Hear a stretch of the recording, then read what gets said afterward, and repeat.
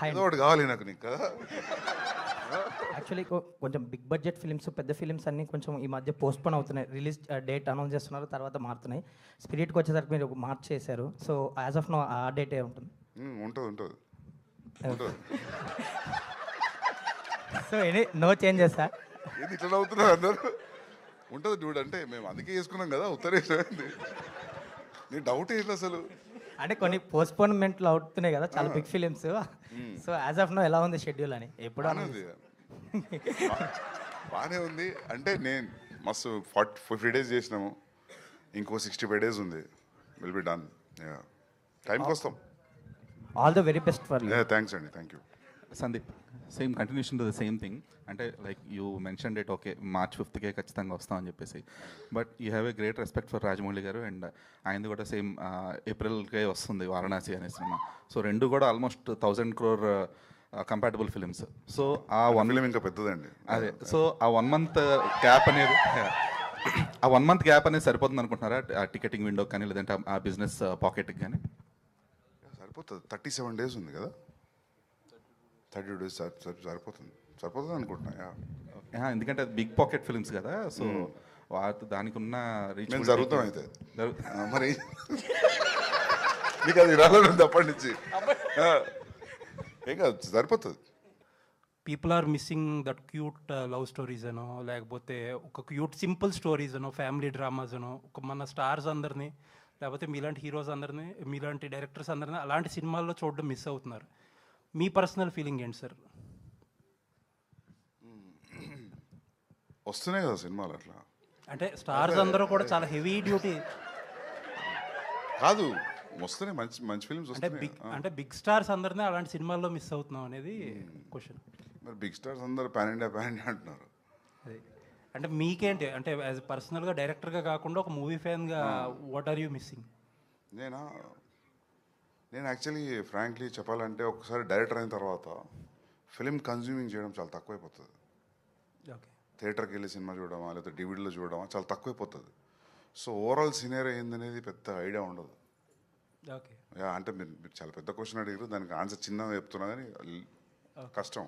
మీరు ప్రభాస్ గారికి India's biggest super star అని ఒక ట్యాగ్ ఇచ్చారు. There are people who like you so much for it and there are people who did not like it.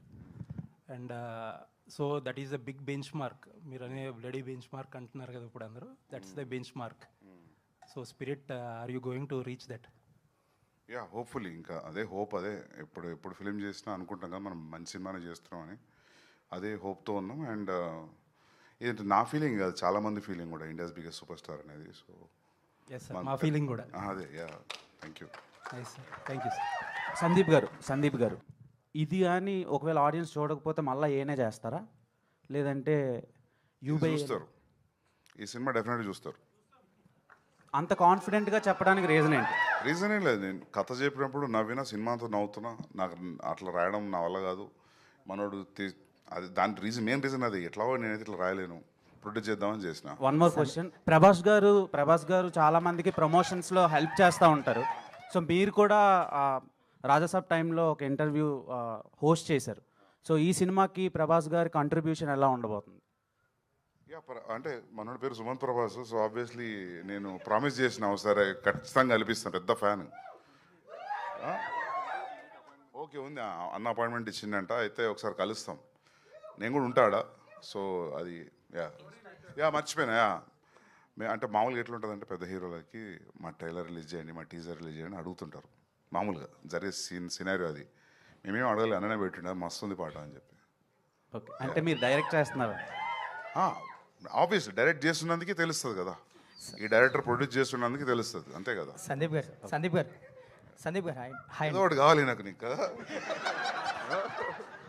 Sandeep గారు hi అండి. Actually మీరు ఎప్పుడు సీరియస్ మోడ్లో ఉంటారు ఇంటర్వ్యూస్లో కానీ అన్నిట్లో. ఒక చిన్న ఒక ఇంటర్వ్యూలో కూడా ప్రణయ్ గారిని ఒక లుక్ ఇస్తారు, సీరియస్ లుక్. అది వైరల్, ఇప్పటికీ వైరల్ అవుతుంటుంది.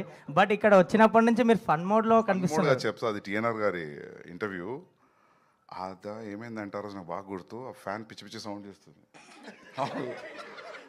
ఆ సౌండ్ ఎక్కడ రికార్డ్ అయితేనే ఫ్యాన్ బంద్ చేశారు వాళ్ళు. మొత్తం వెనక కుర్తా దడుస్తుంది.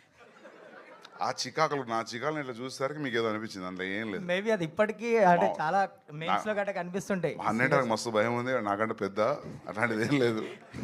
సో అంటే ఒక ఫన్ మోడ్ లో కనిపిస్తున్నారు వచ్చినప్పటి నుంచి ఇప్పటి వరకు. మరి సినిమా ఈ ఫిలిం ఎఫెక్ట్ అంతా నేను అదే రిఫ్లెక్ట్ అయిందా సినిమా ఫిలిం చూసాక? ఎఫెక్ట్, మన వాళ్ళు యాక్టింగ్ ఎఫెక్ట్, స్పెషల్లీ ఫ్రెండ్స్. అంటే మీరు సినిమా చాలా నచ్చి ప్రొడ్యూస్ చేస్తున్నా అన్నారు, అండ్ ప్రణయ్ గారు కూడా సినిమా చాలా నచ్చిందని చెప్పారు, మళ్ళీ చూశారని చెప్పారు. సో ఫస్ట్ స్టోరీ చెప్పినప్పుడు వేణుగోపాల్ గారు స్టోరీ చెప్పినప్పుడు ఒక ఇమాజినేషన్లో సినిమా చూసుంటారు. వెన్ మొత్తం ప్రోడక్ట్ అయిపోయిన తర్వాత ఒకలాగా అనిపించింటుంది. సో అది ఎలా అనిపించింది అన్న? క్వశ్చన్ అడిగినాం యాక్చువల్లీ. మనోడు కథ చెప్పిన అడిగింది అది, నువ్వు ఇట్లా తీస్తావు అన్న. నువ్వు టైప్లో మాట్లాడుతున్నావు, మరి అట్లా మాట్లాడొస్తుందా యాక్టర్లు? కానీ అట్లే మాట్లాడారు వాళ్ళు. వర్క్షాప్ చేసి 3 నెలలు 6 నెలలు. సో ఫుల్లీ సాటిస్ఫైడ్ కదా సార్ సినిమా మీద? ఈయన ఒక సర్టెన్ స్టైల్లో మాట్లాడతాడు, ఈయన డైరెక్టర్. 75% నేను లైఫ్లో జరిగితే తీసిండు యాక్చువల్లీ.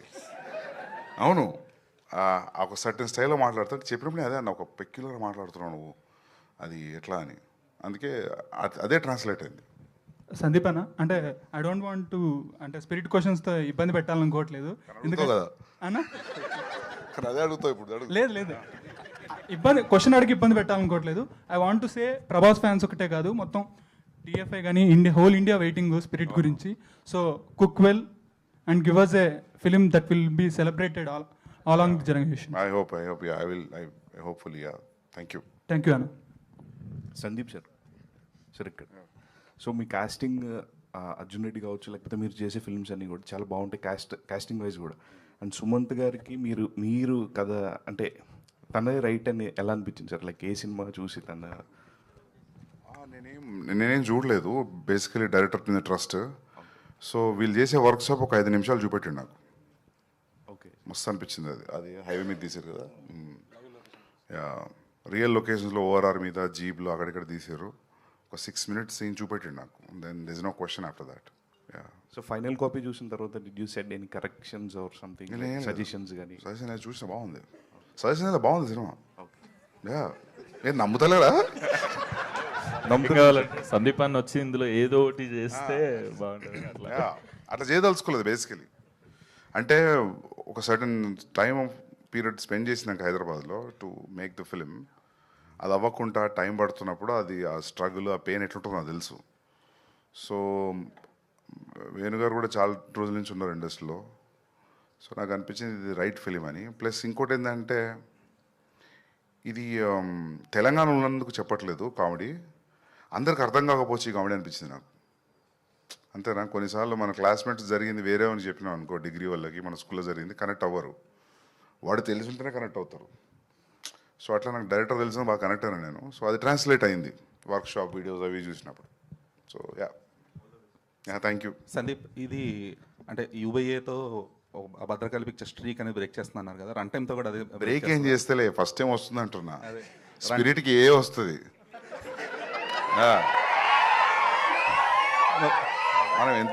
మనం ఎంత ట్రై చేసినా వాళ్ళు నాకు ఏ ఇస్తారు, అది ఏ వస్తుంది. బ్రేక్ ఏం చేయట్లేదు, ఫస్ట్ టైం వచ్చింది, అందరు ఫ్యామిలీతో రండి అంటున్నా. మరి రన్ టైం విషయంలో రన్ టైం ఎంత? 225, 222, 222. అది కూడా బ్రేకే కదా. ఆ న్యూస్ రిలీజ్ చేస్తే 218 అంట, 217. నైస్.